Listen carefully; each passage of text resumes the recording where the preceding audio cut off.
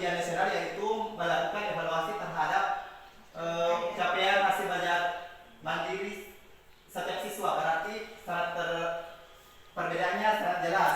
Asesmen nasional itu evaluasi untuk pendidikan, sedangkan ujian nasional itu untuk per individu. Yang kedua yaitu jenjang penilaian. Asesmen nasional itu jenjang penilaiannya yang pertama itu ada SD, SMP, MTS, SMA, MA, SMK. Sedangkan ujian nasional hanya ada di SMP, MTS, SMA, MA, dan SMK. Selanjutnya itu masalah level siswa. Asesmen nasional yang dilakukan asesmen nasional yaitu ada di SD itu kelas 5, SMP kelas 8, dan SMA kelas 11. Sedangkan di ujian nasional yaitu tingkat akhir pada setiap jenjang. Misalnya SD itu kelas 6, SMP kelas 9, dan SMA kelas 12. Selanjutnya itu yang keempat yaitu masalah subjek siswa. Di sini asesmen nasional yaitu siswa dipilih secara acak. Jadi dari siswanya ini dipilih dari pusat. Sedangkan kalau ujian nasional yaitu semua siswa mengikuti. Selanjutnya itu model soal.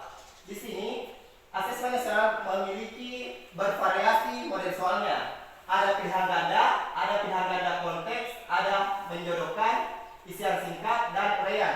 Sedangkan ujian nasional hanya ada 2 jenis soal, yaitu pilihan ganda dan isian singkat. Selanjutnya yaitu sasaran penilaian. Di sini asesmen nasional sasaran penilaiannya yang pertama itu kompetensi literasi, numerasi, dan karakter dan iklim satuan pendidikan yang mendukung pembelajaran. Selanjutnya itu ujian nasional penguasaan terhadap mata pelajaran. Karena tidak semua mata pelajaran di ujian nasionalkan, hanya matematika, bahasa Indonesia, IPA. Selanjutnya yaitu metode penilaian. Di sini asesmen nasional menggunakan metode komputer multistage adaptive testing. Sedangkan ujian nasional menggunakan komputer based test atau CBT dan paper based test atau PBT. Selanjutnya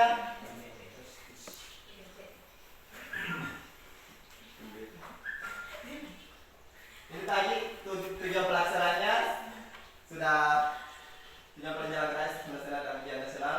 Lanjut jenjang penilaiannya sudah dijelaskan tadi.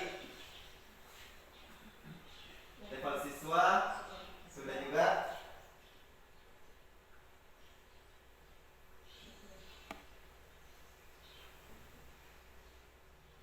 Model soal bisa juga. Sasaran penilaiannya juga. Metode penelitiannya juga sudah. Selanjutnya yaitu evaluasi ujian nasional. Di sini ada 3 butir yang menjadi pertimbangan untuk menghentikan pelaksanaan ujian nasional dan menetapkan penyelenggaraan asesmen nasional. Yang pertama yaitu butir-butir soal ujian nasional hanya mengukur kemampuan kognitif siswa, sehingga input dan proses pembelajaran kurang dapat menggambarkan dengan baik. Hal ini belum sejalan dengan tujuan pendidikan yang ingin mengembangkan kemampuan berpikir tingkat tinggi, serta kompetensi lain yang relevan dengan abad 21. Sebagaimana tercermin pada kurikulum 2013. Harapan untuk mengevaluasi keterampilan siswa dalam menerapkan pengetahuan serta konsep melalui berbagai konteks kehidupan, serta menunjukkan karakter bagaimana yang diharapkan dalam profil pelajar Pancasila belum lengkap dilakukan melalui ujian nasional saja. Yang kedua yaitu ujian nasional kurang dapat dimanfaatkan guru untuk memperbaiki pembelajaran pada subjek siswa yang sama. Asesmen nasional dirancang untuk memberi dorongan lebih kuat ke arah pengajaran yang inovatif dan berorientasi pada pengembangan kompetensi, termasuk di dalamnya kemampuan bernalar. Selanjutnya itu yang terakhir, yang ketiga, ujian nasional kurang optimal sebagai alat untuk mengevaluasi mutu pendidikan secara nasional. Hal ini disebabkan ujian nasional diterapkan di akhir jenjang pendidikan, lebih sebagai assessment of learning yang mengukur capaian akhir, bukan sebagai akhir assessment for learning yang mengukur proses pembelajaran. Hasil ujian nasional tidak bisa digunakan untuk mengakomodir kebutuhan belajar yang diperlukan. Oke. Oke, sekian materi dari saya.